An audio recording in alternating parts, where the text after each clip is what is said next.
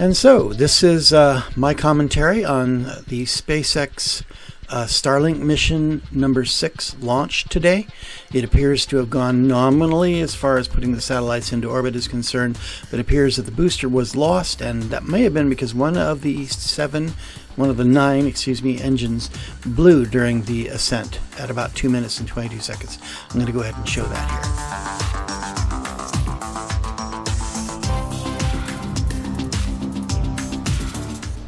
T-minus 15 seconds. 10, 9, 8, 7, 6, 5, 4, 3, 2, 1, 0.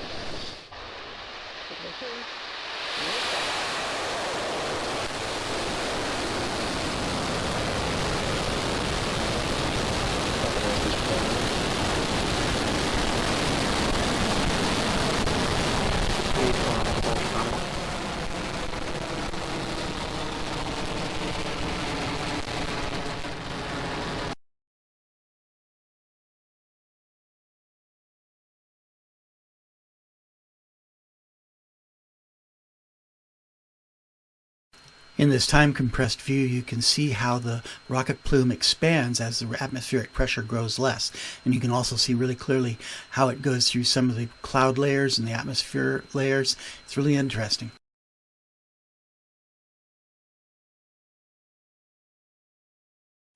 Okay, now we go back to normal speed and about 20 seconds of nominal boosting, where upon the event occurs, the first one in this set, in this launch.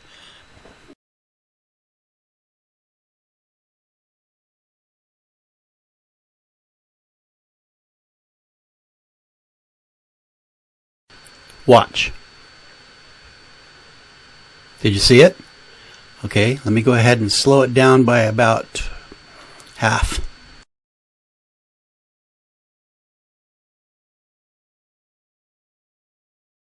Now the event in question takes place over about 1 second. Not much to see. I'm going to go ahead and run through it again. This time pause it just before and just after it first goes and then continue from there. This time running it even slower.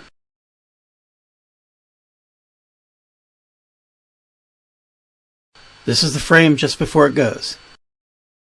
And this is the first frame of the event. Now, telemetry may tell SpaceX what happened, but they won't be able to recover that booster probably, so they won't be able to see the actual physical evidence. But there we are. Now, because SpaceX obviously recognized that something anomalous had happened, something not nominal, they went ahead and switched to this view instead of what they were previously showing, and went ahead and showed the stage separation and the startup of the second stage. MECO 1. Stage separation confirmed. Now I note that the applause was rather muted compared to the usual case. Clearly not everybody thought things had gone exactly correct. That stage separation confirms the successful 5th use of our first stage booster. And you can see on your right screen that second stage MVAC engine lighting up and taking that second stage to its targeted orbit. We're just a few seconds away from fairing deploy. Again, this fairing was used once before on our very first Starlink mission. And there is the visual confirmation of fairing deploy. So this means that we've successfully reused this fairing. So now let's see if Miss Tree and Miss Chief can catch those fairing halves today. Well, okay, I'm going to freeze frame this at the moment just to say. I'm going to jump ahead a little bit to a description of what the first stage is doing. And then I'm probably going to run it so that it is fast forwarding until we get to a relevant part where I wanted to show you. So back to mission control. But we're going to focus the next few minutes on the left-hand side of the screen with our first stage. Currently, right now, after stage separation, that first stage is boosting, still gliding up without any engine power. It's hitting apogee just about now, and for the next few seconds, it's going to start to free fall down to the Earth's surface for an attempted first stage recovery on our drone ship in the Atlantic Ocean.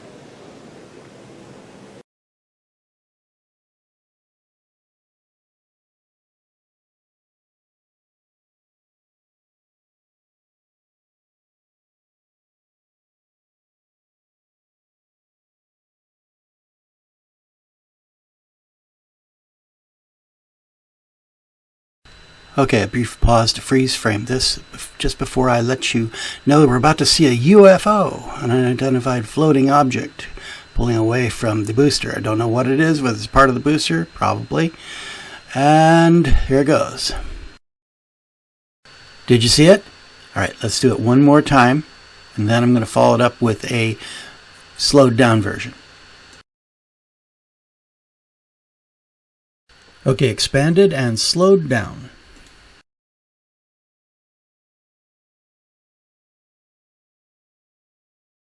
This actually looks a lot like the flotsam that came off the SpaceX CRS-11 mission booster as it was heading for a ground landing back in June 2017, which I videoed and posted on this channel.